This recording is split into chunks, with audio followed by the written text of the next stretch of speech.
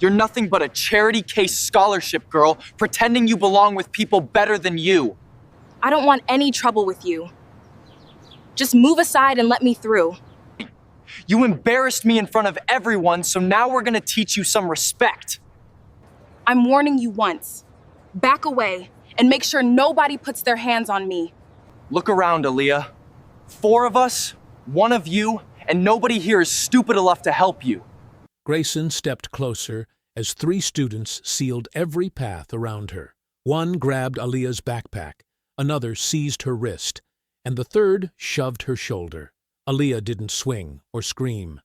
She planted her feet and stared directly at Grayson while he smiled. He had no idea the black girl he had trapped was an undefeated black belt who had never lost a match. Aaliyah Brooks pushed through the heavy glass doors of Whitmore Hall, her notebook tucked under one arm and her backpack slung over the other shoulder.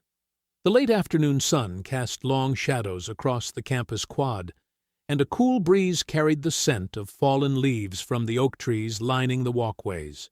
She had just survived another brutal session in Professor Harrison's political science seminar. The memory of Grayson Vale's smirk still burned in her mind. He had accused her of plagiarizing her research paper in front of the entire class, his voice dripping with false concern, as he suggested that some students might be getting help they didn't deserve. The implication was clear. Scholarship kids like her couldn't possibly produce quality work on their own. Aaliyah had responded with calm precision, citing her sources and methodology until even Professor Harrison had to acknowledge her thoroughness. Grayson's face had turned red when other students began nodding in agreement with her defense. His carefully crafted attack had backfired completely. Now, walking along the narrow brick path beside the academic building, Aaliyah tried to shake off the tension that still coiled in her shoulders. She had worked too hard to let Grayson's petty jealousy get under her skin. Her scholarship depended on maintaining perfect grades and a spotless disciplinary record. She couldn't afford to let his provocations distract her from, well, look who thinks she's too good for consequences. Grayson's voice cut through the afternoon air like a blade. Aaliyah stopped walking and looked up to see him standing directly in her path, his arms crossed over his expensive polo shirt. His perfectly styled blonde hair caught the sunlight, and his green eyes held a cold fury that made her stomach tighten with warning. Brett Maddox emerged from behind a concrete pillar to her left, his bulky frame blocking any escape in that direction. His football jersey stretched tight across his chest, and his thick hands were already clenched into fists. To her right, Cody Mercer stepped out from the shadow of the building, his red hair wild and his freckled face twisted with anticipation. Behind her, Tessa Lang's heels clicked against the pavement as she moved to complete their circle. They had planned this. The realization hit Aaliyah like a physical blow. This wasn't some random encounter. They had waited for her, positioned themselves strategically, and now she was trapped in the narrow space between the building and the decorative iron fence that bordered the path. "You embarrassed me in there," Grayson said, taking a step closer. His voice carried the entitled anger of someone who had never been challenged before. "You made me look like an idiot in front of Professor Harrison and the whole class." "You did that yourself," Aaliyah replied, her voice steady, despite the adrenaline now coursing through her veins. "I just defended my work." "Your work?" Tessa's laugh was sharp and mocking. "Please, we all know you didn't write that paper. Daddy's money might not buy your grades, but somebody's helping you cheat." "That's enough," Aaliyah said firmly. "Move out of my way. Now." Grayson's smile widened, but there was no humor in it, only cruelty. "Or what? You'll run crying to the administration? Tell them the mean rich kids hurt your feelings?" "I'm warning you," Aaliyah said, shifting her weight slightly and adjusting her grip on her backpack. Years of martial arts training had taught her to recognize the signs of impending violence. The way Brett's shoulders tensed, the eager gleam in Cody's eyes, the calculated positioning that left her no clear exit. "Don't touch me." "See, that's your problem," Grayson continued, his voice growing louder. "You think you can embarrass people who matter and just walk away? You think your little scholarship makes you untouchable. But we're going to teach you a lesson about respect." Students were beginning to gather nearby, drawn by the raised voices and obvious confrontation. Aaliyah could see them pulling out phones, some recording, others just watching, with the morbid fascination that always accompanied campus drama. But nobody moved to help. Nobody called for security. They just stared, waiting to see what would happen to the scholarship girl who had dared to stand up to Grayson Vale. "This is your last chance," Aaliyah said, her voice carrying a warning that made Brett shift nervously. "Get out of my way." Grayson laughed, a sound full of vicious delight. "Make us, scholarship girl." That's when Brett moved first, his thick fingers snatching toward her backpack with clumsy aggression. At the same moment, Cody stepped forward to block her escape route completely, his body forming an impenetrable wall. Tessa's perfectly manicured hand shot out and shoved hard against Aaliyah's shoulder, trying to knock her off balance. The attack came from 3 directions at once, coordinated and deliberate. Aaliyah felt her backpack slip as Brett's fingers found purchase on the strap, pulling her sideways while Tessa's shove sent her stumbling toward Cody's waiting arms. She had warned them. She had given them every chance to walk away. But they had chosen violence instead, confident that their numbers and social status would protect them from any consequences. They were about to learn how wrong they were. Aaliyah centered herself, her breathing calm and controlled even as chaos erupted around her. She could feel every muscle in her body responding to years of disciplined training. The scared scholarship student they expected to find was nowhere to be seen.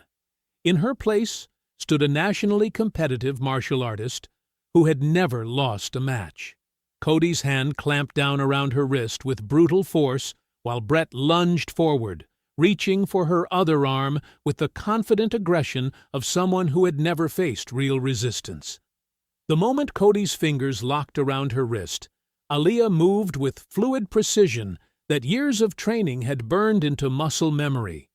She twisted her arm in a sharp spiral motion, breaking his grip with leverage rather than strength, and stepped back just as Brett charged from her left, like a linebacker going for a tackle. Brett's momentum carried him forward with reckless confidence, expecting to slam into a helpless target. Instead, Aaliyah sidestepped and redirected his energy, using his own weight against him as she guided him straight into the brick wall. His shoulder struck the rough surface with a solid thud that echoed across the courtyard, and he crumpled to his knees with a shocked gasp. "What just happened?" Cody started to say, but his words cut off as Aaliyah swept his legs with a quick, controlled motion. His feet flew out from under him, and he crashed onto the pavement with his arms flailing wildly. The back of his head smacked against the concrete, leaving him dazed and struggling to understand how he had ended up flat on his back.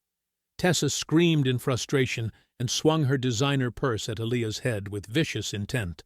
The heavy bag whistled through the air, but Aaliyah simply leaned back, letting it pass harmlessly in front of her face. Tessa's wild swing spun her completely around, and she stumbled on her high heels, nearly falling over herself. "This is impossible," Tessa gasped, backing away with her eyes wide with disbelief. "She's just some scholarship nobody." The growing crowd of students pressed closer, their phones held high as they recorded every second of the confrontation. Excited voices rose above the chaos, some shouting encouragement, while others demanded someone call security. But nobody moved to intervene. They were all too fascinated by watching Grayson Vale's perfect plan fall apart in real time. Grayson's face had gone bright red, his perfectly styled hair now disheveled as he stared at his friends scattered around the pavement. His green eyes blazed with a rage that made him look almost feral. This wasn't how things were supposed to happen. He was Grayson Vale. His father funded half the campus. Nobody embarrassed him in public, especially not some random scholarship student who should have been grateful for his attention. "You think you're so tough?" he snarled, charging forward with his fists raised like a street brawler. "Let's see how you handle me." Aaliyah blocked his wild punch with her forearm, the impact sending a sharp crack through the air. Before he could recover, she trapped his extended arm, stepped behind him, and applied just enough pressure to pin him face first against the brick wall. Her technique was flawless, controlled, precise, and completely dominating without causing serious injury. "Let me go!" Grayson shouted, his voice muffled against the rough surface. "You can't do this to me. Do you know who I am?" "I know exactly who you are," Aaliyah said calmly, maintaining her hold with minimal effort. "You're someone who thinks his daddy's money makes him untouchable." Brett had struggled back to his feet, blood trickling from his scraped forehead where he had hit the wall. His eyes burned with humiliation as he looked around at the crowd of students recording his defeat. With a roar of anger, he charged at Aaliyah again, hoping to catch her while she held Grayson. She released Grayson smoothly and pivoted to face Brett's second attack. This time, she caught his arm, used his momentum to spin him around, and dropped him to the pavement with a perfectly executed throw that left him gasping for breath on his hands and knees. "Jesus Christ," someone in the crowd whispered. "She's destroying all of them." "This girl knows what she's doing," another student said, his voice filled with awe. "Look at those moves. She's not just lucky. She's trained." That's when Marcus Reed pushed through the gathering crowd, his dark face creased with concern as he took in the scene. The middle-aged man moved with the easy confidence of someone used to handling crisis situations, his eyes immediately assessing the scattered students and identifying Aaliyah as the center of the chaos. "Aaliyah!" he called out, his voice carrying the authority of a coach who expected instant attention. "What's happening here?" "Coach Reed," Aaliyah said, her breathing still perfectly controlled despite having just fought off 4 attackers. "They surrounded me. I tried to warn them off, but they grabbed me first." Marcus's expression hardened as he looked at Grayson, who was still leaning against the wall and glaring at Aaliyah with pure hatred. Brett remained on the ground, clutching his ribs. Cody was sitting up but looked dazed and confused. Tessa stood frozen near the fence, her face pale with shock. "For those of you recording this," Marcus announced to the crowd, his voice carrying clearly across the courtyard, "this is Aaliyah Brooks. She's an undefeated black belt who competes nationally in martial arts. She's trained in defensive techniques since she was 8 years old, and she has never been suspended or penalized for aggressive behavior in competition." The murmurs from the crowd grew louder as students realized they had just witnessed something extraordinary. This wasn't some random fight. It was a skilled martial artist defending herself against multiple attackers who had severely underestimated their target. Grayson pushed himself away from the wall, his face twisted with a hatred so intense it made several nearby students step back nervously. His humiliation was complete and public, recorded on dozens of phones that would spread the video across social media within hours. Everyone would see Grayson Vale and his friends defeated by the scholarship student they had tried to intimidate. The sound of approaching footsteps announced the arrival of campus security, their radios crackling as they hurried toward the commotion. Grayson's eyes lit up with sudden calculating fury as he realized his opportunity for revenge.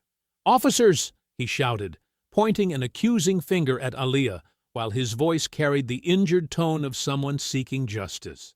"She attacked all 4 of us without any warning. We were just walking by, and she went crazy." The campus security officers arrived within minutes, their heavy boots echoing against the brick walkway as they surveyed the scattered students and tense atmosphere. Officer Martinez, a stocky man with graying hair, immediately began separating the involved parties, while his partner, Officer Santos, worked to control the growing crowd of onlookers. "Everyone back up!" Santos called out, waving his arms to push the curious students away from the immediate area. "Give us some space to figure out what happened here." Martinez positioned himself between Aaliyah and the four others, his weathered face showing the patience of someone who had handled countless campus disputes. "All right, I need each of you to explain what happened. No talking over each other, and keep it simple." Grayson stepped forward immediately, his face still flushed from humiliation, but his voice carefully controlled. "Officer, we were walking past this building when she started yelling at us about some assignment dispute from class. We tried to calm her down, but she completely lost control and attacked all four of us without any warning." His words came out smooth and practiced, as if he had rehearsed them during the few minutes before security arrived. "We never touched her. We were just trying to talk, and she went absolutely crazy. Brett and Cody are hurt pretty badly." Brett looked up from where he sat on the ground, his face conflicted as he opened his mouth to speak. But when Grayson's cold stare fixed on him, the words died in his throat. He glanced nervously between Aaliyah and Grayson before finally mumbling, "Yeah, she just attacked us." Cody, still dazed from being thrown to the pavement, nodded quickly in agreement. "We didn't do anything to her. She started the fight." Tessa remained silent for a moment, her hands shaking slightly as she processed what had just happened. When Martinez looked at her expectantly, she swallowed hard and forced herself to speak. "Grayson's telling the truth. We were just talking to her, and she became violent." The lie hung in the air like poison, but all three of them maintained it because they were more afraid of Grayson's retaliation than they were of getting caught. Aaliyah stepped forward, her voice calm and clear despite the adrenaline still coursing through her system. "Officer Martinez, that's completely false. The four of them surrounded me when I was trying to walk past. They blocked my path deliberately. Brett grabbed for my backpack, and Cody seized my wrist. I defended myself only after they made physical contact first."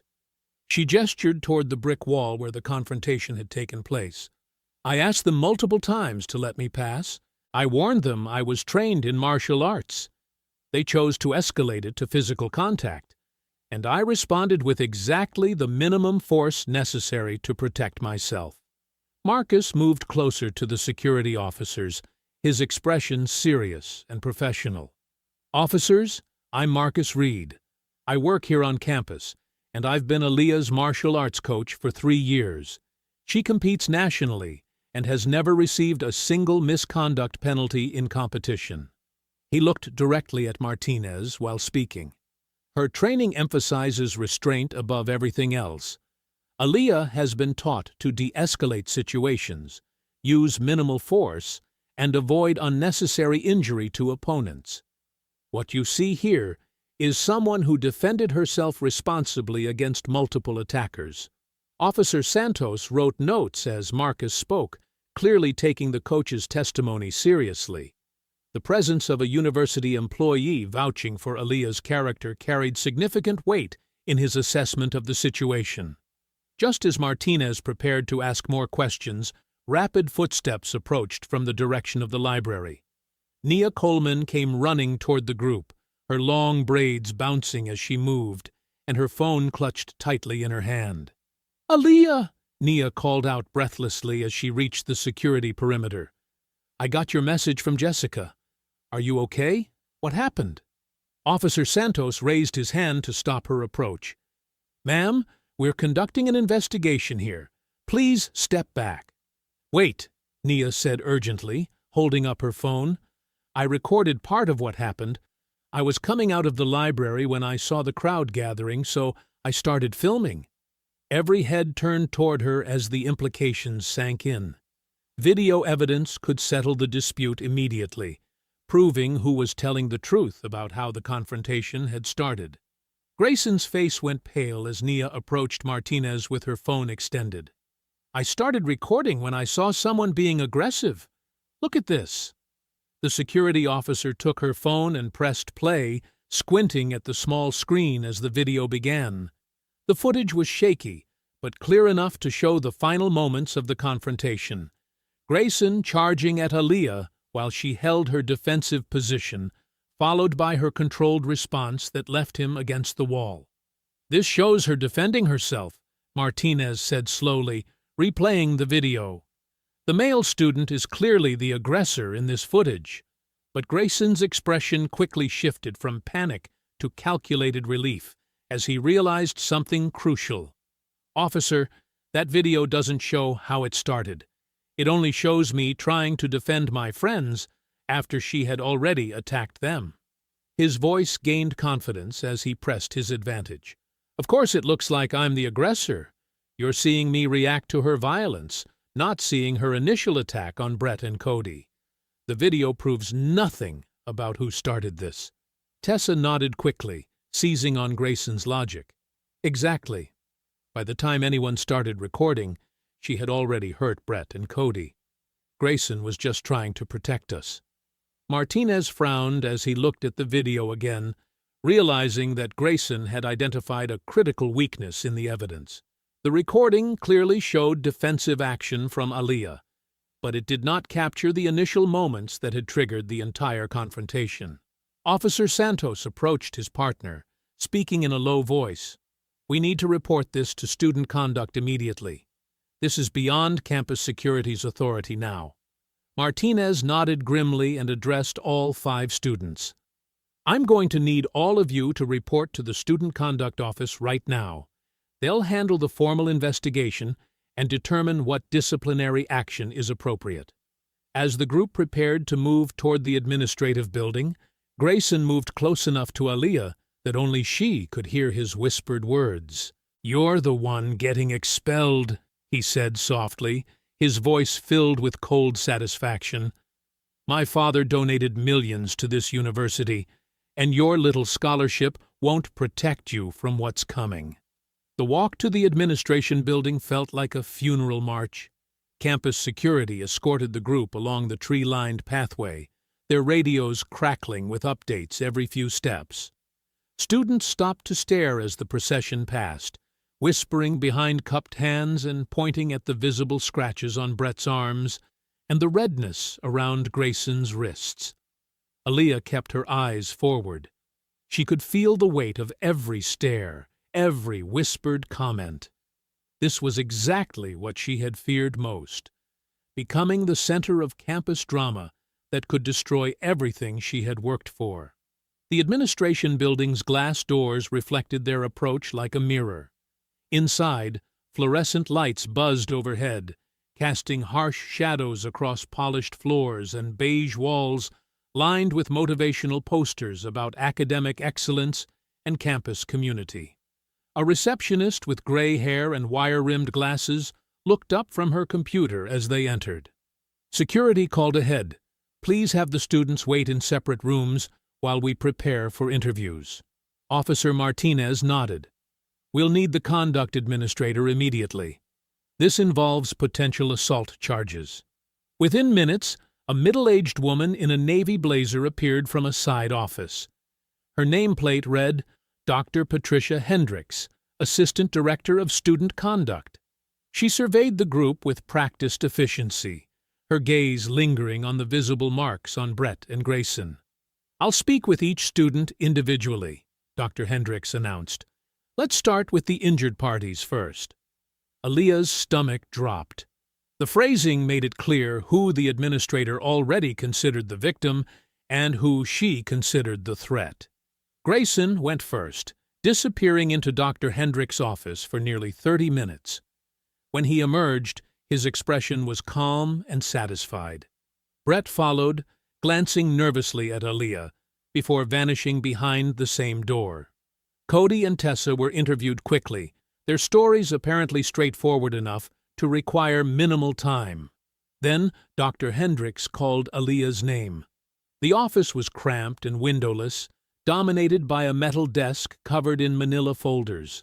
Dr. Hendricks gestured to a hard plastic chair while she settled behind her computer. "Miss Brooks, I need to understand why a trained martial artist felt it necessary to use physical force against fellow students, she began without preamble. Grayson Vale has provided a detailed account of being attacked without warning. Aaliyah straightened in her chair. I defended myself when they surrounded me and grabbed. Grayson mentioned you have a black belt, Dr. Hendricks interrupted, typing rapidly. With that level of training, surely you could have de-escalated the situation without violence. They blocked my path deliberately. Brett grabbed my backpack. Cody seized my wrist. I only used the minimum force necessary to... Dr. Hendricks' phone rang, cutting through Aaliyah's explanation. She glanced at the caller ID, and her expression shifted to immediate deference. "Excuse me," she said, answering quickly. "Yes, Mr. Vale, I understand your concern.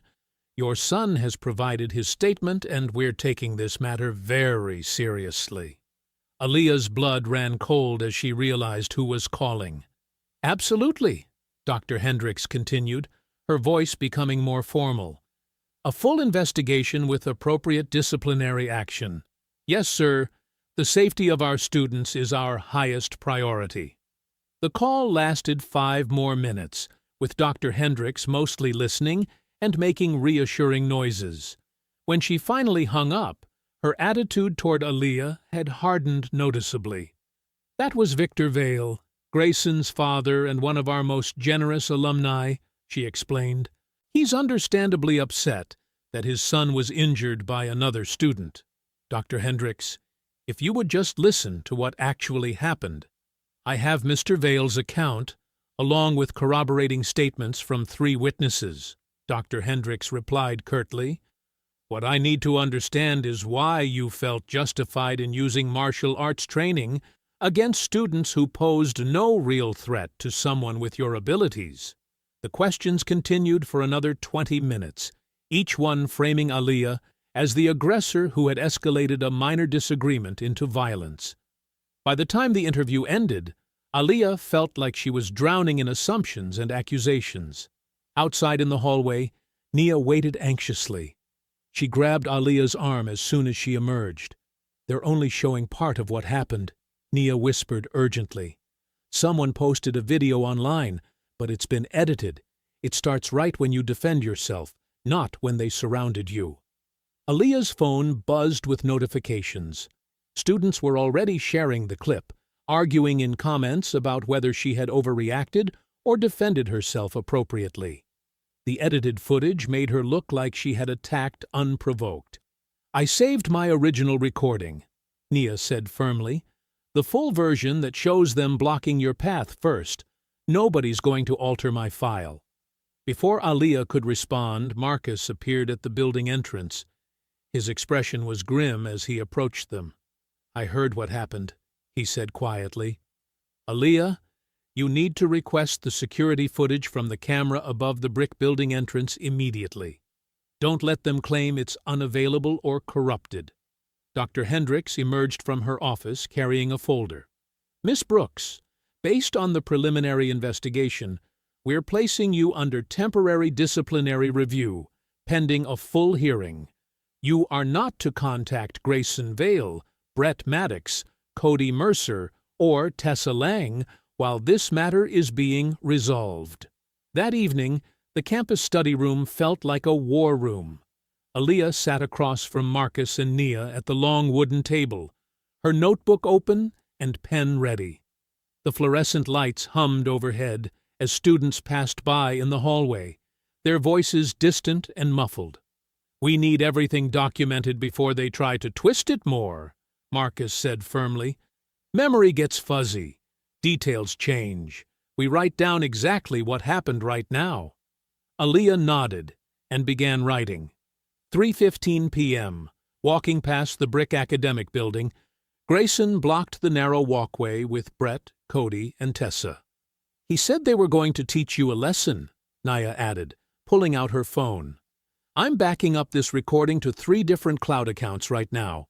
Nobody's going to make my file disappear." Her fingers moved quickly across the screen, uploading the footage that showed Grayson's group surrounding Aaliyah first.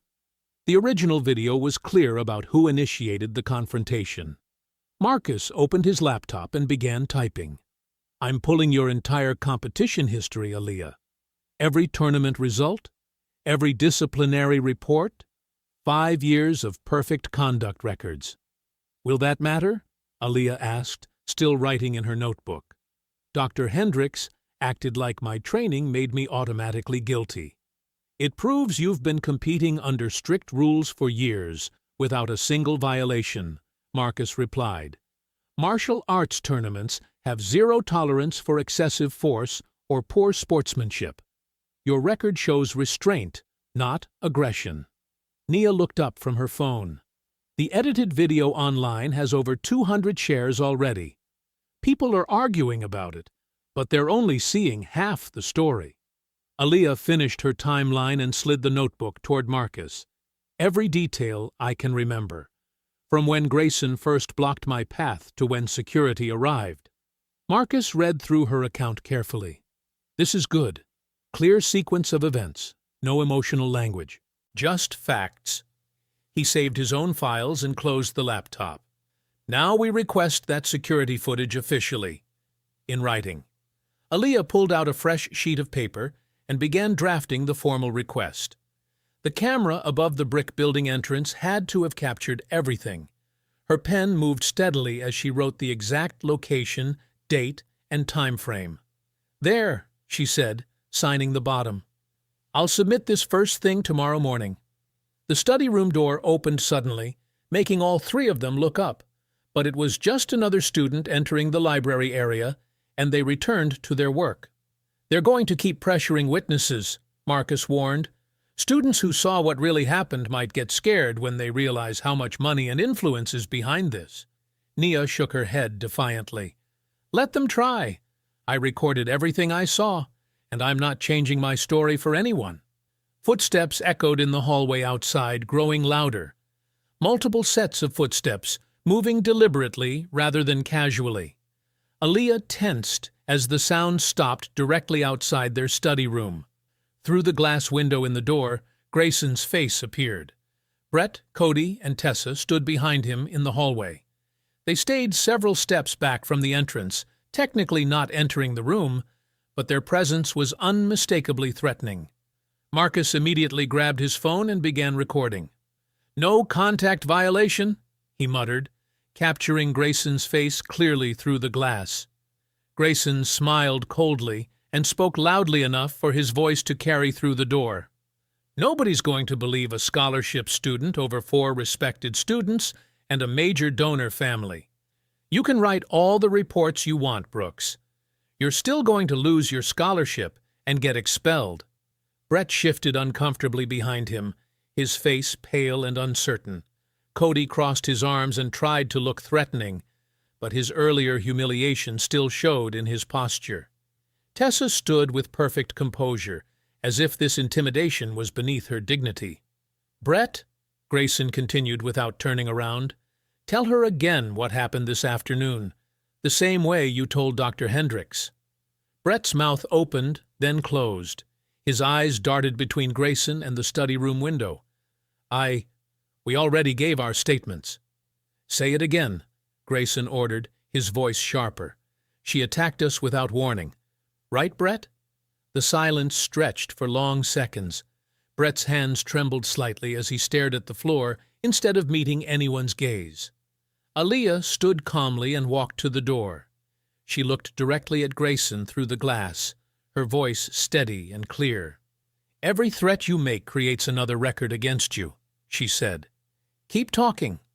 Grayson's smile widened, but something flickered in his eyes. Uncertainty. He gestured for his group to follow him and walked away down the hallway, his laughter echoing off the walls. The administration building felt cold and sterile as Aaliyah walked through the heavy glass doors the next morning.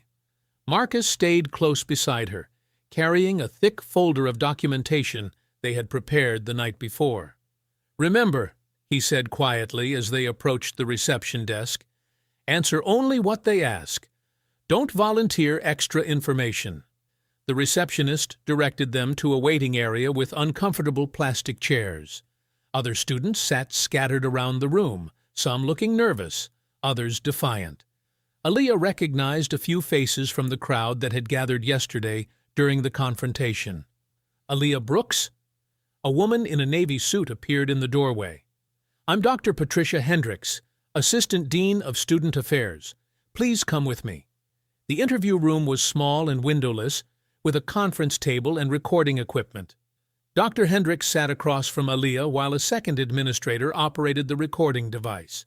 "This is a formal disciplinary interview regarding yesterday's incident," Dr. Hendricks began. "You have the right to have an advisor present." "Marcus Reed is my advisor," Aaliyah said, gesturing to Marcus as he took the chair beside her. The questions started simply.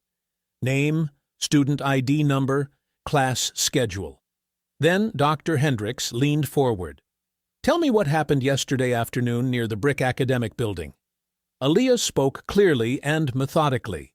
She described walking toward her next class, finding her path blocked, refusing to move aside when intimidated, and defending herself only after being physically grabbed. She mentioned no emotions, no speculation about motives, just the sequence of events. "You claim you were defending yourself," Dr. Hendricks said, "but witnesses say you attacked first. The security camera above the building entrance will show exactly what happened," Aaliyah replied. "I submitted a formal request for that footage yesterday evening." Dr. Hendricks made notes without responding to the camera request. After 30 more minutes of questions, she dismissed them. In the hallway, Marcus handed over his folder to the second administrator. Competition records for Aaliyah Brooks spanning 6 years. No disciplinary actions, no excessive force violations, no complaints from any tournament or training facility. The interviews continued throughout the morning in separate rooms. Aaliyah and Marcus waited in the courtyard, watching other students enter and exit the building.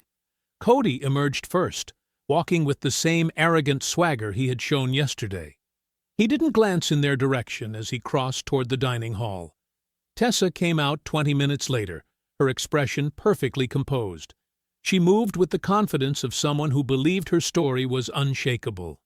Then Brett appeared in the doorway. Even from across the courtyard, Aaliyah could see his distress. His shoulders were hunched, his face pale. He kept looking back at the building as if he expected someone to follow him. "That doesn't look like a kid who just gave a confident statement," Marcus observed. Brett walked slowly toward the dormitories, glancing around nervously. He pulled out his phone, typed something quickly, then put it away without sending the message. 15 minutes later, Grayson strode out of the administration building. His jaw was clenched, his movement sharp with barely controlled anger. He scanned the courtyard until he spotted Brett near the concrete columns that supported the dining hall overhang. "This won't be good," Marcus muttered. Grayson crossed the courtyard in long, aggressive strides. Brett saw him coming and backed against one of the concrete columns, his face showing obvious fear. "You stupid piece of trash!" Grayson's voice carried clearly across the open space. "What did you tell them?" Brett raised his hands defensively. "I said what we agreed. I swear, Grayson, You're lying!" Grayson grabbed Brett by the shirt and slammed him back against the concrete column. The impact made a dull thud that echoed off the surrounding buildings. "They asked me about blocking her path. How would they know that unless you told them?" Several students walking nearby stopped to stare. Brett's face went white with pain and panic. "I didn't mean to," Brett's voice cracked. "They kept asking why I grabbed her twice if she attacked first. It didn't make sense. I just said you wanted to scare her a little, that's all." Grayson shoved him harder against the column. "You weak, pathetic coward. You're going to destroy everything because you can't handle a few questions?" "Grayson, please." "Shut up." Grayson's face was flushed with rage. "If you open your mouth again about what really happened, I'll make sure you regret it. My father has more influence in one phone call than your entire family has in their whole worthless lives." Brett nodded frantically, tears starting in his eyes. Grayson released him with a disgusted shove and stalked away toward the parking lot. Brett remained pressed against the concrete column, shaking and looking around to see who had witnessed his humiliation. His eyes met Aaliyah's across the courtyard for just a moment before he quickly looked away and hurried toward the dormitories. "Did you see that?" Marcus asked quietly. Aaliyah nodded, watching Brett's retreating figure. He's scared of Grayson now, and Grayson is scared of losing control. Aaliyah stood up immediately. "We need to report this." Marcus nodded grimly. Witness intimidation is a serious violation. They walked quickly to the administration building, where the same receptionist directed them to Ms. Patterson's office. The conduct officer looked up from her paperwork with barely concealed irritation. "Ms. Brooks, you've already given your statement. Grayson Vale just physically assaulted Brett Maddox in the courtyard," Aaliyah said clearly. "He slammed him against a concrete column and threatened him for telling the truth during his interview." Ms. Patterson's expression shifted to concern. "You witnessed this directly?" "Both of us did," Marcus confirmed, along with at least 6 other students who stopped to watch. Aaliyah described exactly what she had seen and heard, including Grayson's specific threats about his father's influence. Ms. Patterson took notes but seemed increasingly uncomfortable as the report continued. "I'll speak with Mr. Vale immediately," she said finally. "Thank you for bringing this to my attention." Outside the building, Marcus shook his head.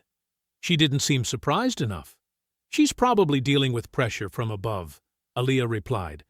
"But at least it's documented now."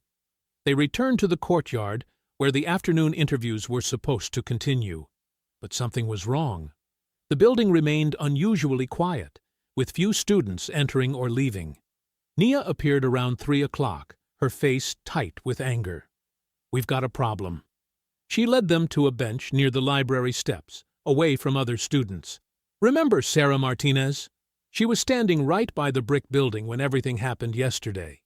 She was supposed to give her statement at 2:30. "Did she show up?" Marcus asked. "She canceled 20 minutes before her appointment," Nia said. "So did Jake Morrison and Ashley Park. 3 witnesses, all suddenly unavailable." Aaliyah felt a cold knot forming in her stomach. "That's not a coincidence." "It gets worse," Nia continued. "I found Sarah at the coffee shop near her dorm. She looked terrified when she saw me coming. She kept saying she didn't want any trouble, that she couldn't afford to get involved." Marcus leaned forward. "Did she say why?" "Eventually." Nia's voice was grim.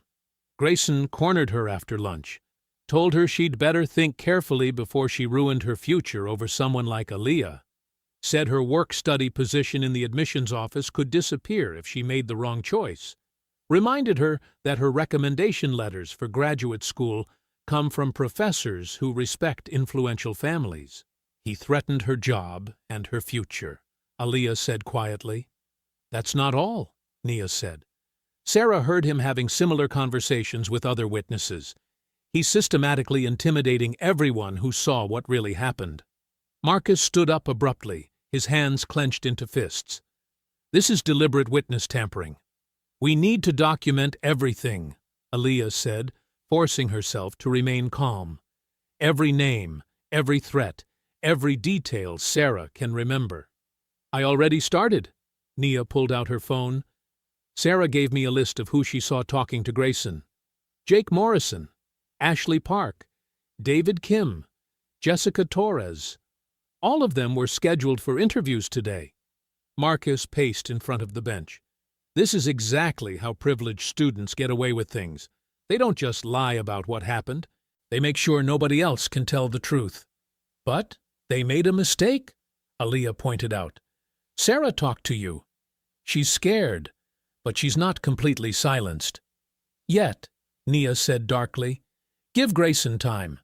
He'll find a way to pressure her into staying quiet permanently."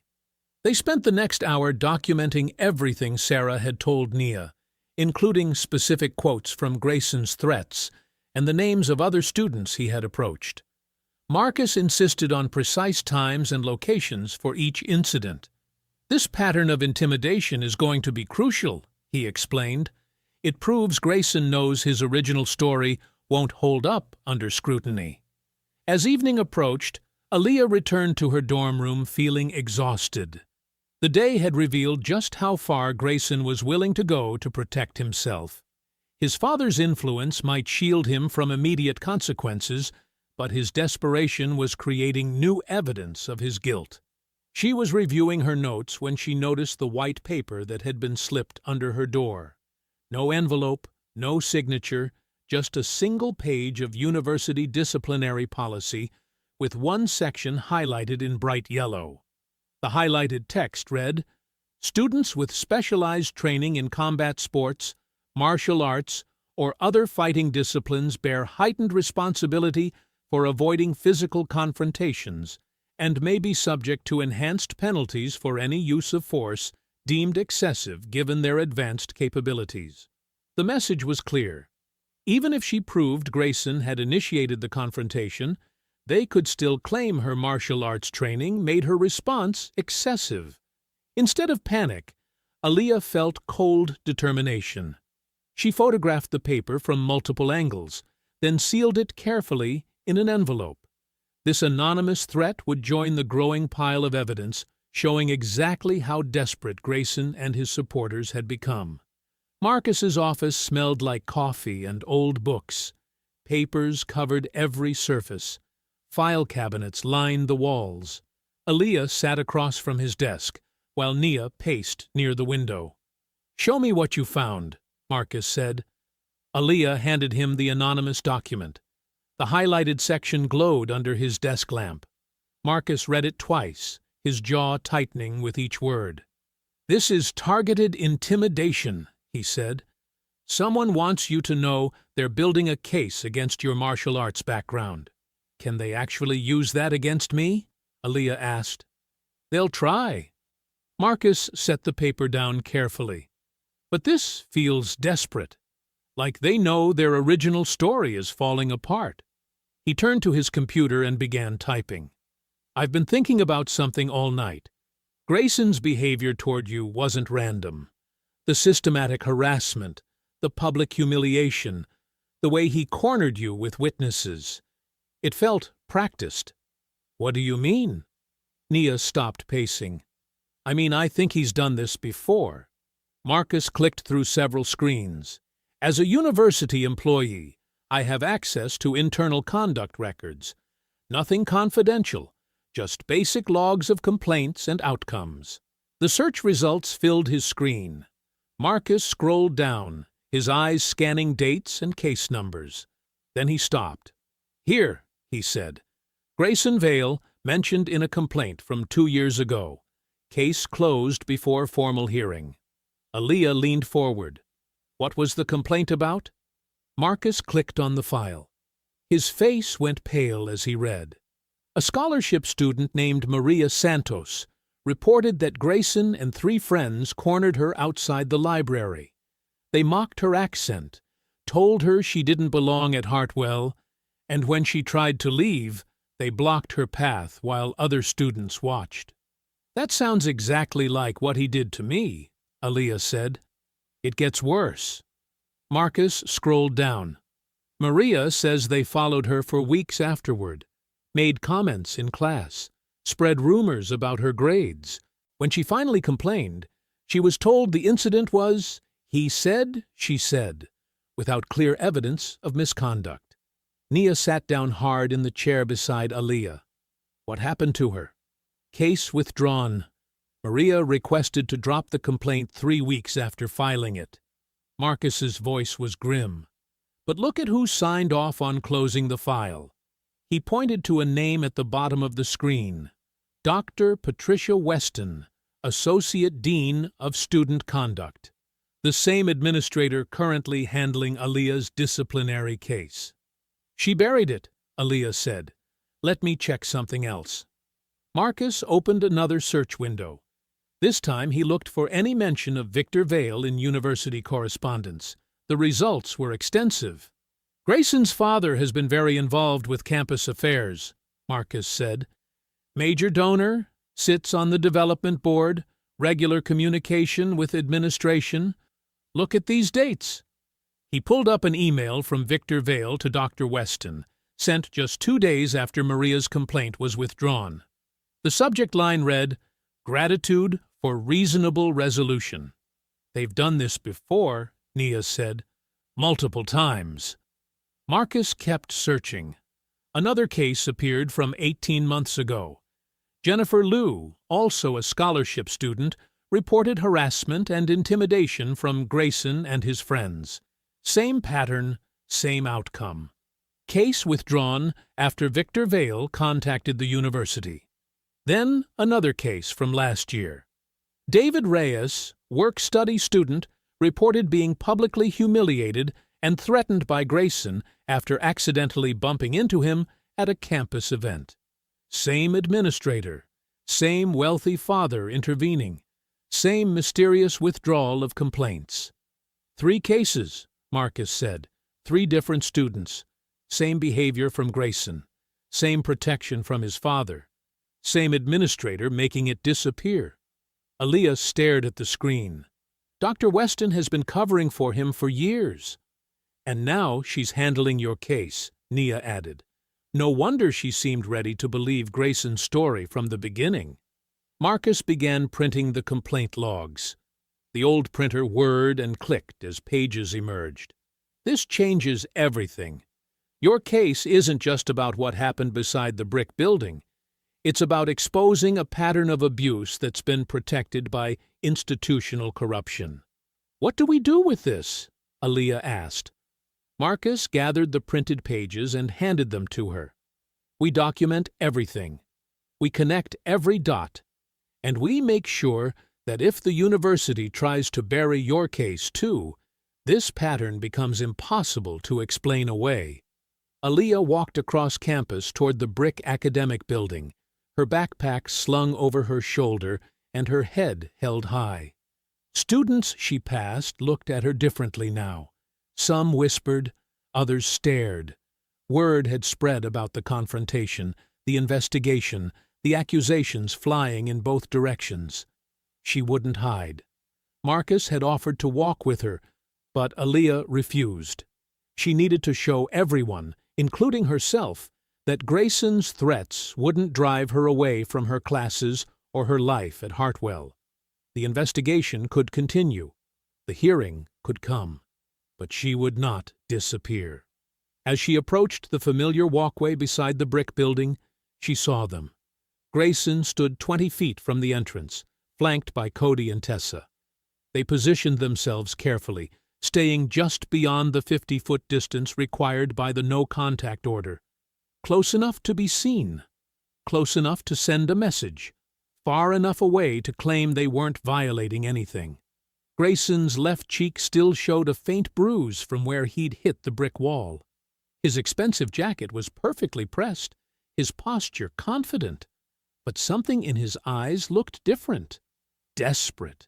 "There she is," Grayson called out loudly, as Aaliyah reached the bottom of the steps. His voice carried across the walkway, drawing attention from every student within earshot. "Everyone needs to see what Hartwell is protecting." Aaliyah kept walking. She wouldn't give him the reaction he wanted. "Look at her," Grayson continued, his voice rising, "walking around like she owns this place, like she didn't attack 4 students without warning." More students stopped to watch. Some pulled out their phones. "You're all in danger around her," Grayson shouted. "She's got a black belt. She's trained to hurt people. And the university is letting her stay on campus." Cody stepped forward, emboldened by Grayson's performance. Maybe she needs another reminder about who really belongs here. He kicked hard at Aaliyah's backpack as she climbed the steps. The bag flew from her shoulder and tumbled down the concrete stairs, spilling books and papers across the walkway. Students gasped. Several backed away, expecting another fight. Aaliyah stopped. She turned slowly to look at Cody, who stood grinning with his arms crossed. Her hands remained at her sides. Her breathing stayed calm. Every instinct from years of training told her to stay controlled. "Pick it up," Cody said, loud enough for everyone to hear. "Pick up your stuff and show everyone what happens when scholarship kids forget their place." Aaliyah stepped aside instead. "Hey, Aaliyah!" Nia's voice came from the upper walkway. She stood with her phone raised, recording everything. "I got all of that. The kick, the threats, everything." "You're recording illegally," Tessa snapped. "Public walkway," Nia replied calmly. "Perfectly legal." Within moments, Marcus appeared at Aaliyah's side, moving faster than she'd ever seen him. His calm instructor demeanor was gone, replaced by barely controlled anger. "Campus security," he said into his phone. "I need officers at the Brick Academic Building immediately. We have a no-contact order violation and witnessed harassment." Grayson's confident expression faltered. "We're not within 50 feet. Check the distance." "Your friend just kicked her property," Marcus replied coldly. "That's engagement. That's harassment. That's violation." 2 campus security officers arrived within minutes. Marcus pointed to the scattered books and papers, then to Nia's phone. "Everything is recorded. Deliberate provocation. Attempted intimidation." As the officers approached, Cody's anger finally erupted, but not at Aaliyah. "This is your fault," he shouted at Grayson. "You said this would be over by now. You said your dad would handle it. Instead, we're getting deeper and deeper into this mess." "Shut up, Cody," Grayson hissed. "No, I'm done shutting up." Cody's face was red with fury. "You dragged us into this. You said she was nobody. You said we could do whatever we wanted." Tessa stepped back from both of them, her face pale. "Grayson, can your father really protect us? Because this doesn't look like protection." "Of course he can," Grayson snapped, but his voice lacked conviction. The security officers reached them. "Mr. Vale, you're in violation of the no-contact order. You need to come with us." "I didn't touch her," Grayson protested. "Your associate kicked her property after you publicly threatened her," the officer replied. "That constitutes harassment and intimidation." As security escorted Grayson away from the building, something shifted in the crowd of watching students. For weeks, they'd given Aaliyah space, unsure what to believe about the confrontation. Now they'd seen the truth with their own eyes. A girl from Aaliyah's economics class stepped forward and began gathering the scattered papers. "Here, let me help." Another student picked up her textbooks. Then another joined in. Soon, 6 students were helping collect her belongings, openly supporting her while Grayson was led away. The disciplinary hearing room felt heavy with tension as Aaliyah entered with Marcus and Nia. 3 panel members sat behind a polished table: Dean Patricia Morrison, Student Affairs Director James Walsh, and Faculty Representative Dr. Elena Rodriguez. Across the room, Grayson sat with his lawyer while Brett, Cody, and Tessa occupied chairs along the wall. Aaliyah's hands stayed steady as she placed her folder on the table. 3 days of careful preparation had led to this moment. Every piece of evidence was organized. Every witness statement was ready. "We'll begin with the video evidence," Dean Morrison announced. Nia stood and connected her phone to the room's display system. "This is the original, unedited recording I took during the incident." The footage began playing. Clear audio captured Grayson's voice. "You think you're so tough? Let's see how tough you are when it's 4 against 1. The panel watched Aaliyah step backward, hands raised defensively. "I don't want trouble." "Too bad," came Grayson's voice again. "You should have thought about that before embarrassing me in front of everyone." The video showed Brett reaching for Aaliyah's backpack, Cody grabbing her wrist, Aaliyah trying to break free without striking back. Then Grayson charged forward, and everything happened fast. But the panel could see every movement clearly. Aaliyah deflected, redirected, used minimal force to control each attacker. When Grayson hit the wall, she immediately stepped back instead of pressing her advantage. "As you can see," Nia said as the video ended, "Aaliyah never initiated contact. She defended herself only after being surrounded and grabbed." Marcus stood next. "I'd like to present Miss Brooks's competition record. He spread official documents across the table. Tournament results, black belt certification, training records spanning 8 years. Aaliyah has competed in over 50 sanctioned matches, Marcus explained. She has never been penalized for excessive contact, never been cited for unsportsmanlike conduct. Her specialty is defensive technique and restraint. Dr. Rodriguez leaned forward. These are impressive credentials. More than impressive, Marcus replied. They prove that Aaliyah knows exactly how to control her force. In competition, she regularly defeats opponents without injuring them.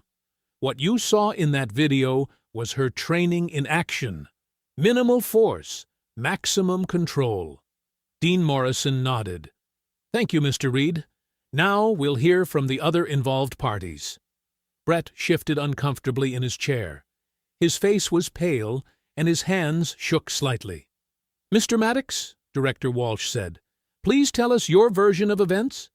Brett looked at Grayson, then at the panel, then down at his feet. We... He stopped and took a shaky breath.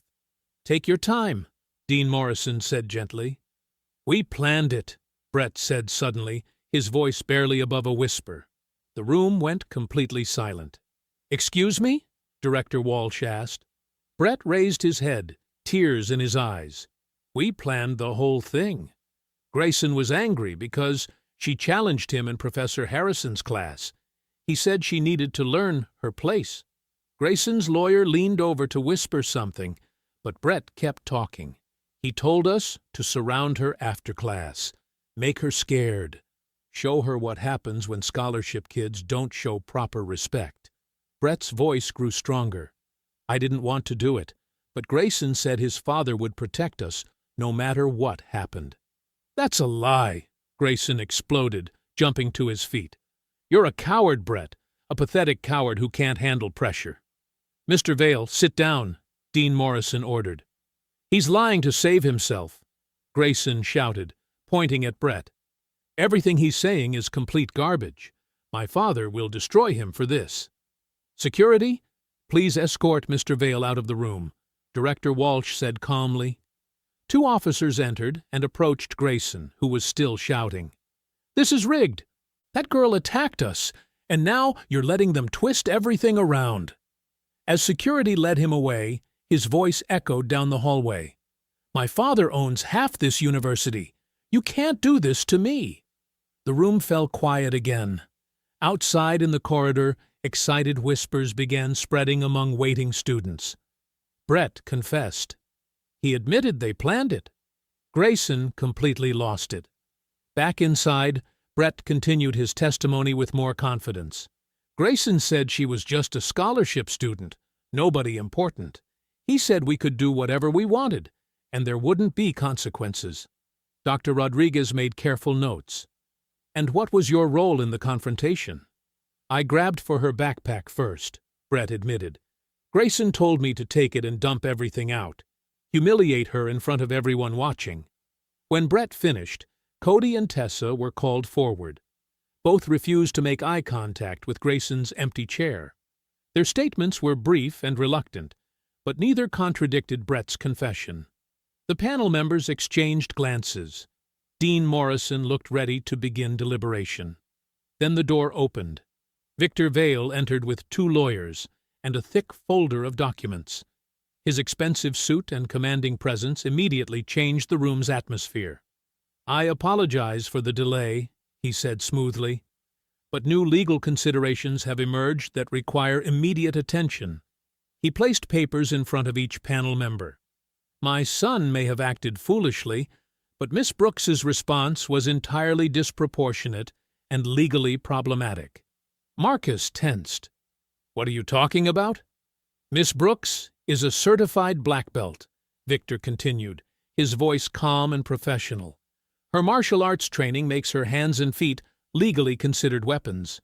Under university policy and state law, any physical response from someone with her training constitutes excessive force. The room went silent again, but this time the quiet felt different, heavier, more dangerous. Victor smiled coldly at Aaliyah. No matter who started the confrontation, she had a legal obligation to retreat rather than engage. Her black belt status changes everything. Just as the panel prepared to deliberate, Grayson's father had found a way to turn Aaliyah's greatest strength against her.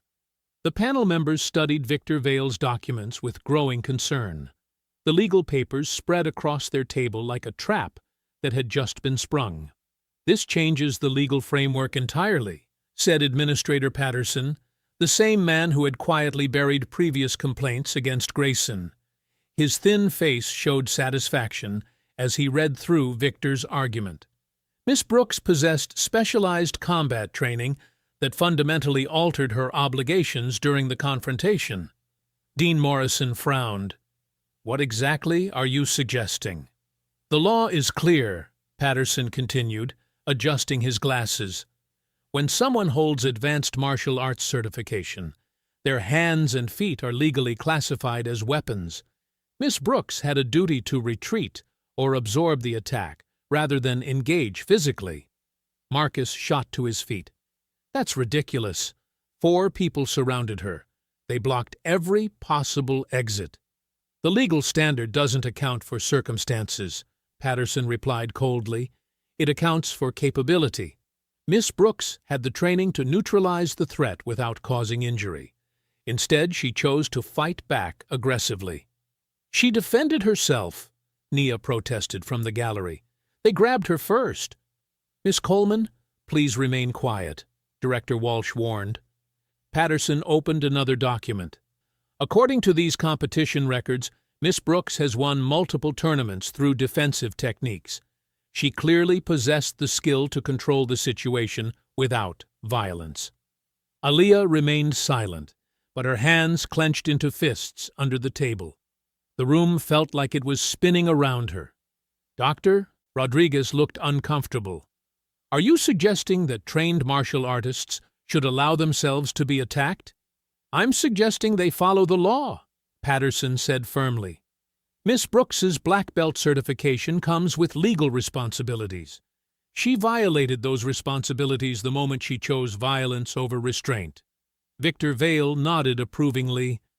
"My son and his friends made poor choices, but they were teenagers acting impulsively.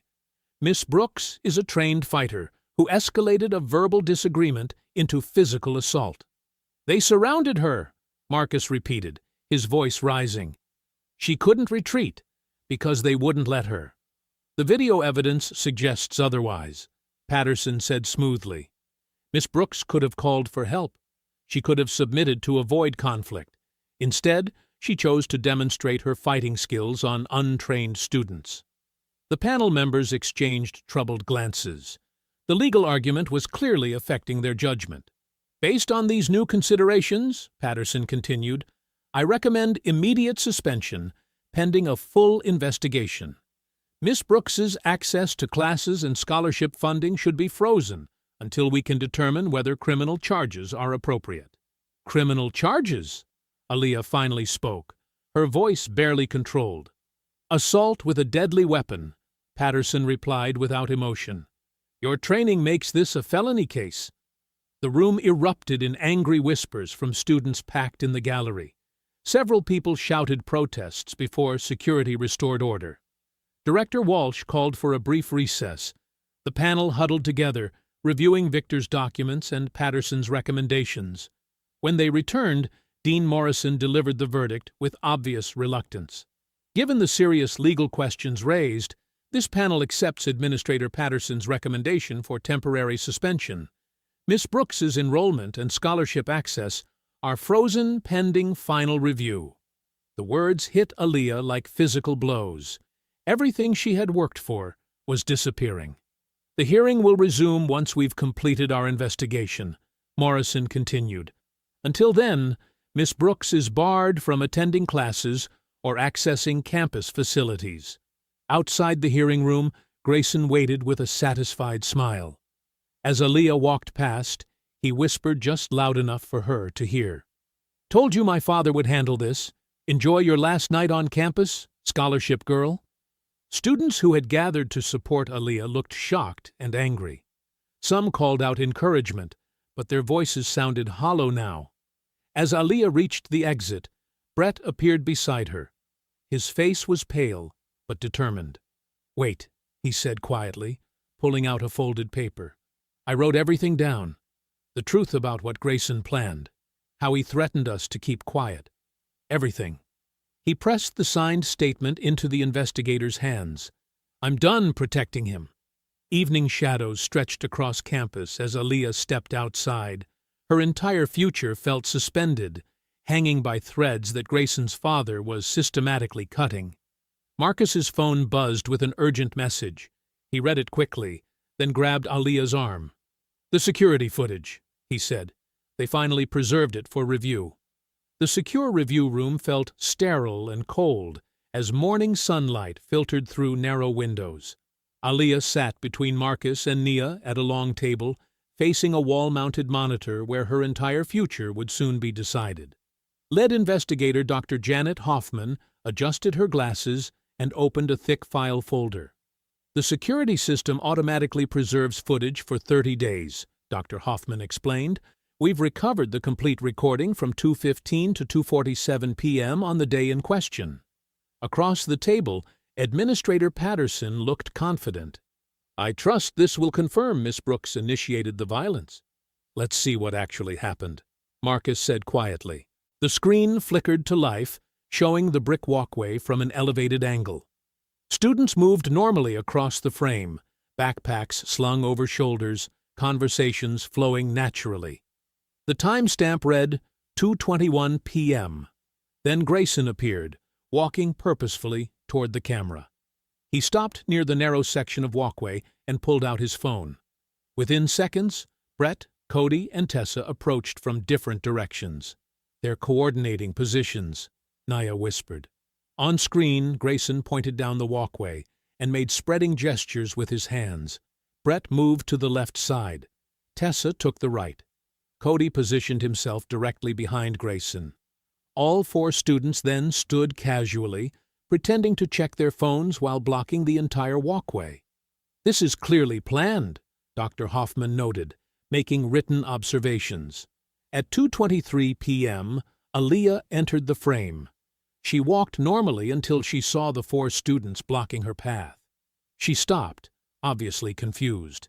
The audio was faint, but audible. Grayson's voice carried clearly, "Well, well, look who thinks she owns the place." Aaliyah tried stepping left.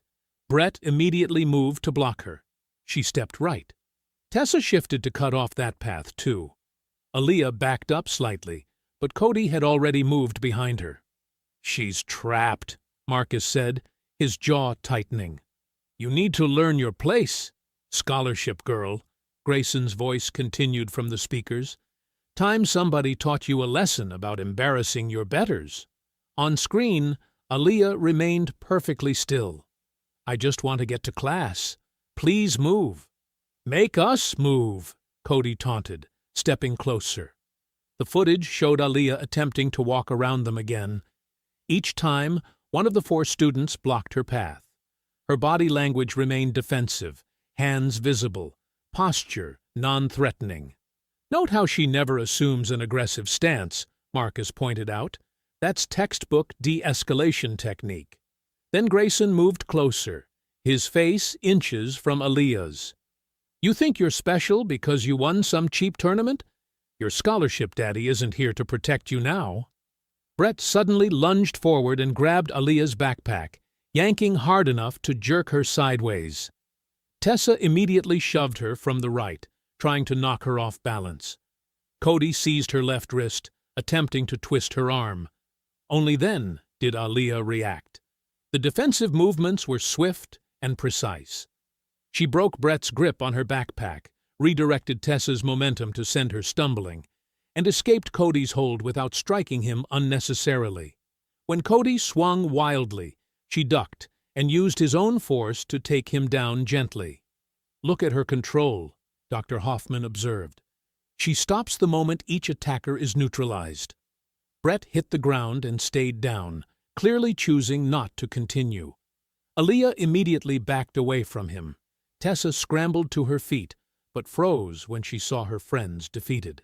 Aaliyah made no move toward her. Then Grayson charged forward with a furious shout. The camera captured everything. Grayson threw wild punches while Aaliyah deflected each one. She grabbed his wrist, spun him around, and pressed him against the brick wall with minimal force. The entire confrontation lasted less than 15 seconds. She controlled him completely, Marcus said. No unnecessary strikes, no retaliation after he stopped fighting. When campus security arrived, the footage showed Aaliyah immediately releasing Grayson and stepping back with her hands visible. She cooperated fully while Grayson shouted accusations and threats. Dr. Hoffman paused the video. This completely contradicts Mr. Vale's statement. The surveillance clearly shows Miss Brooks was surrounded, grabbed first, and used only defensive techniques. Patterson's confident expression had disappeared entirely. Perhaps the angle is misleading. There's no misleading this evidence, Dr. Hoffman interrupted firmly. This footage proves Mr. Vale and his friends planned the confrontation and initiated all physical contact. She turned to another investigator. Compare this with the other materials we've collected. Within minutes, the evidence laid out across the table told an undeniable story. Nia's phone recording matched the surveillance footage perfectly. Brett's signed confession confirmed the planned harassment. Marcus's competition records proved Aaliyah's defensive training and restraint philosophy. The buried complaints revealed Grayson's pattern of targeting scholarship students. Every piece of evidence supports the same conclusion, Dr. Hoffman announced. Miss Brooks acted in lawful self-defense against a coordinated attack. She closed her file and looked directly at Patterson. I'm recommending immediate dismissal of all charges against Miss Brooks and formal disciplinary action against Mr. Vale and his associates. Patterson shifted uncomfortably. Perhaps we should review this privately before— No, Aaliyah spoke for the first time since entering the room. Her voice was calm but absolutely firm. I want a public? The disciplinary chamber buzzed with nervous energy as people filled every available seat. Aaliyah walked through the center aisle, her steps steady and measured. Students whispered as she passed. Faculty members leaned forward in their chairs. Trustees sat in the front row with serious expressions. Local reporters held cameras and notebooks ready. This was not a quiet internal hearing anymore. Aaliyah took her seat at the respondents' table. Marcus sat beside her, calm and prepared. Nia filled the chair directly behind them, her phone recording everything openly now that secrecy no longer mattered. The large screen at the front of the room displayed the university seal. Soon it would show the truth. Across the chamber, Grayson entered with Cody and Tessa flanking him. His usual arrogant swagger seemed forced today. Dark circles under his eyes suggested sleepless nights, but his chin remained lifted defiantly. He scanned the packed room and smiled coldly when he spotted the reporters. "Look at all these people," he said loudly enough for nearby seats to hear. "Guess they want to see what happens when you mess with the wrong family." Cody shifted uncomfortably. Tessa stared at her hands. Neither responded to their leader's bravado. Dr. Hoffman called the hearing to order. This emergency disciplinary review will examine allegations of assault, false reporting, and witness intimidation involving multiple students. She gestured toward the large screen. We'll begin with surveillance footage from the academic building where the initial incident occurred. The room fell silent as the video began playing. Every detail was visible in crisp resolution. Grayson approaching Aaliyah from the front while his three friends surrounded her from other directions, his finger jabbing toward her face as he spoke. Her calm posture as she attempted to continue walking. "You can see Miss Brooks trying to leave the area," Dr. Hoffman narrated. "Mr. Vale blocks her path deliberately." The footage continued. Brett reaching for Aaliyah's backpack, Cody grabbing her wrist, Tessa shoving her shoulder. The coordinated attack was undeniable. Grayson's jaw tightened as he watched himself on screen. Several students in the audience shook their heads in disgust. Then came Aaliyah's defensive response. Swift, controlled, effective. Each movement designed to neutralize the attack without causing unnecessary harm. Brett hitting the ground and choosing not to continue. Cody, stumbling after his own momentum, was redirected against him. Tessa freezing when she realized their plan had failed. Notice how Miss Brooks immediately disengages once each attacker stops, Dr. Hoffman continued. She makes no offensive moves, no retaliation. The screen showed Grayson charging forward with fury, his wild punches missing their target. Aaliyah's precise defensive techniques, the moment she controlled and restrained him against the brick wall. Murmurs rippled through the chamber. Faculty members exchanged meaningful glances. Trustees took notes. Reporters captured every reaction. When the footage ended, Dr. Hoffman read Brett's signed confession aloud. His admission that the 4 students had planned the confrontation. His description of Grayson's anger after being humiliated in class. His confirmation that they intended to physically intimidate Aaliyah. This directly contradicts the initial reports filed by Mr. Vale and his associates, Dr. Hoffman stated. Next came Nia's phone recording. The audio was crystal clear as it played Grayson's threats and insults from after the physical confrontation. His promise of retaliation. His boasts about his father's influence protecting him from consequences. Marcus stepped forward to explain Aaliyah's martial arts background, her years of defensive training, her competition record built entirely on controlled techniques and restraint philosophy, her perfect disciplinary record in every tournament and training session. Miss Brooks has never been penalized for excessive force or poor conduct in 8 years of competitive martial arts, Marcus testified. Her response to this attack demonstrates the exact principles we teach. Patterson tried to interrupt when Dr. Hoffman introduced evidence of previously buried complaints against Grayson. Those matters are not relevant to this specific incident. They establish a clear pattern of behavior. Trustee Margaret Sinclair declared firmly, "Continue with the evidence." The room listened in stunned silence as 3 separate complaints were detailed. Female students reporting harassment, intimidation, and inappropriate behavior from Grayson. Each complaint mysteriously withdrawn after students were contacted by university administrators. Each file buried without investigation. Grayson's face flushed red as the evidence mounted against him. His hands clenched into fists. Cody and Tessa looked increasingly uncomfortable beside him. Finally, Grayson exploded. "This is garbage," he shouted, jumping to his feet. "You're all betraying me, every one of you." His voice echoed through the silent chamber. "My father's donations built half this campus, the new library wing, the athletic center. This whole university exists because families like mine support it." He pointed wildly at the trustees. "You think you can just throw me away? We made Hartwell what it is. We own this place." The chamber erupted in shocked whispers. Several trustees stood simultaneously, their faces stern with disapproval. Margaret Sinclair's voice cut through the chaos like ice. "Mr. Vale, financial donations do not purchase immunity from accountability. They never have, and they never will."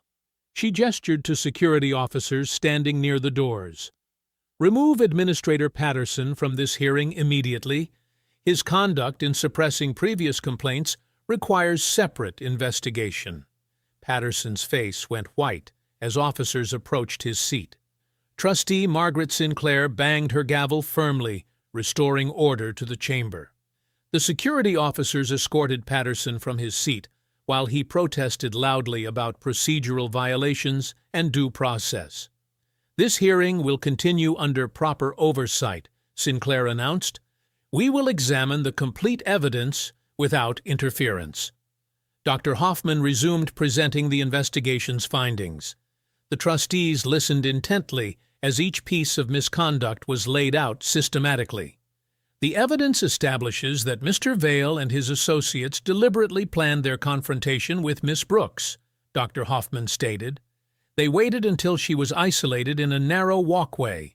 They surrounded her with superior numbers. They initiated physical contact. The projector displayed a timeline showing Grayson's escalating harassment over several weeks. His classroom disruptions, his public insults about Aaliyah's scholarship status, his growing frustration when she refused to react. After Miss Brooks defended herself legally and proportionally, the respondents fabricated their version of events, Dr. Hoffman continued. They claimed she attacked without provocation. They produced an edited video that omitted their initial aggression. More evidence followed. Phone records showing coordination between the four students immediately after the incident. Text messages discussing their story.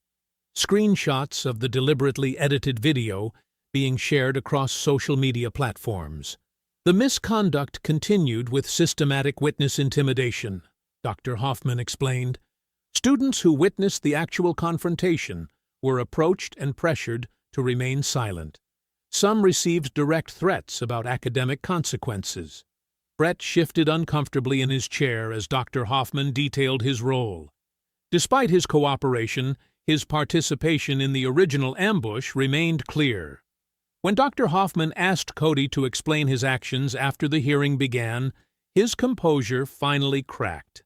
"Yeah, I kicked her stupid backpack," Cody snapped, his face red with anger. "So what? We needed her to lose it again. We needed another fight to prove she was dangerous." The admission sent shocked murmurs through the chamber. Cody's own lawyer buried his head in his hands. "You deliberately attempted to provoke Miss Brooks into another physical confrontation?" Dr. Hoffman pressed. "Of course we did," Cody shouted. "Grayson said if we could get her to attack someone else, it would prove we were telling the truth." Margaret Sinclair's expression grew colder with each revelation. The other trustees exchanged disturbed glances as the calculated nature of the harassment became undeniable. Tessa's turn came next. Her earlier confidence had completely vanished, replaced by visible panic as she realized the magnitude of their situation. "I supported Grayson's story because I believed his father could protect us," she admitted quietly. "He kept saying the university wouldn't dare punish the Vale family. He promised nothing would happen to us if we stuck together." "Even though you knew the story was false?" Dr. Hoffman asked. Tessa nodded miserably. "I was scared of what would happen if I told the truth. Grayson said his father could get students expelled or have their scholarships revoked. I thought lying was safer." The chamber fell silent as the full scope of abuse became clear. 4 students had conspired to physically intimidate a classmate. When their plan backfired, they had fabricated serious accusations to destroy her academically. They had then systematically intimidated witnesses and violated no-contact orders while exploiting family wealth to avoid consequences. Dr. Hoffman presented the final analysis of Aaliyah's defensive actions. Multiple martial arts experts had reviewed the footage and unanimously concluded her response was textbook defensive technique. Miss Brooks used the minimum force necessary to protect herself from 4 attackers, Dr. Hoffman stated. Suggesting that her training required her to remain passive while being restrained by superior numbers contradicts every principle of lawful self-defense. Margaret Sinclair stood, her voice carrying absolute authority. "The evidence is overwhelming and disturbing." Grayson's phone buzzed. His father's number appeared on the screen. The final confrontation was about to begin. The morning air carried the crisp promise of October as Aaliyah walked the familiar path toward the brick academic building. Less than 24 hours had passed since the final hearing, but everything felt different now. Her steps were steady, unhurried. She carried her backpack normally instead of clutching it defensively. The same narrow walkway stretched before her. The same brick walls rose on either side. But the weight pressing down on her shoulders for weeks had finally lifted. Marcus waited near the building's entrance, holding a thick folder and wearing the closest thing to a smile she had seen from him in months. His usual serious expression held notes of genuine relief. "It's official," he said without preamble, extending the folder toward her. "Full scholarship restoration. Every disciplinary mark erased from your record. And they're providing academic support to help you catch up on the classes disrupted by this investigation." Aaliyah accepted the folder but did not open it immediately. The papers inside represented more than just administrative correction. They represented vindication. "Dr. Hoffman called me an hour ago," Marcus continued. "The administrator who buried those previous complaints? Terminated as of this morning. The trustees finished their review overnight. They found a pattern going back 3 years. The words settled between them like stones finding their proper place. Justice served not through violence, but through persistence. Truth uncovered not through anger, but through evidence." Nia appeared from around the corner, moving quickly but wearing a satisfied grin. "You need to see what's happening inside the building," she said, slightly out of breath from excitement. They followed her through the entrance, past the security desk, where cameras had captured everything weeks ago. In the main hallway, university workers were carefully removing elements from a large display case labeled Student Leadership Recognition. A nameplate reading Grayson Vale, Vice President, Student Advisory Council, disappeared into a collection box. His photograph joined other discarded materials. The workers moved efficiently, professionally, erasing his presence from the university's official recognition without ceremony or announcement. Through the tall windows overlooking the central courtyard, movement caught Aaliyah's attention. Across the open space, beside a black sedan with its trunk open, Grayson struggled with cardboard boxes labeled in his familiar handwriting. His dorm room belongings filled multiple containers: clothes, electronics, textbooks he would never need again. The physical remnants of a college career ended in disgrace instead of graduation. Grayson straightened, perhaps sensing observation, and looked directly toward the windows where Aaliyah stood. Their eyes met across the distance that had once seemed so small when he surrounded her with 3 allies. Now the space between them might as well have been an ocean. He could not approach her. The restraining order remained in effect until his departure was complete. He could not speak to her, threaten her, or even walk in her direction without facing immediate arrest. Students moved through the courtyard, going about their morning routines. Some glanced at Grayson with recognition, but none stopped to help or offer support. None cheered his departure, but none mourned it either. The silence surrounding him was complete and final. No crowds gathered to witness his humiliation. No one shouted accusations or celebrated his downfall. The absence of reaction was more devastating than any physical confrontation could have been. He had become irrelevant. Grayson loaded the final box into the sedan's trunk, his movements sharp with barely contained rage. When he slammed the trunk closed, the sound echoed across the courtyard like a door shutting forever. "Come on," Nia said softly, placing a hand on Aaliyah's shoulder. "Let's go to class." Aaliyah turned away from the window, away from Grayson, away from the conflict that had consumed weeks of her life. She walked into the building beside Nia, her greatest victory achieved not through the physical skills that had protected her body, but through the determination that had forced an entire system to finally acknowledge the truth.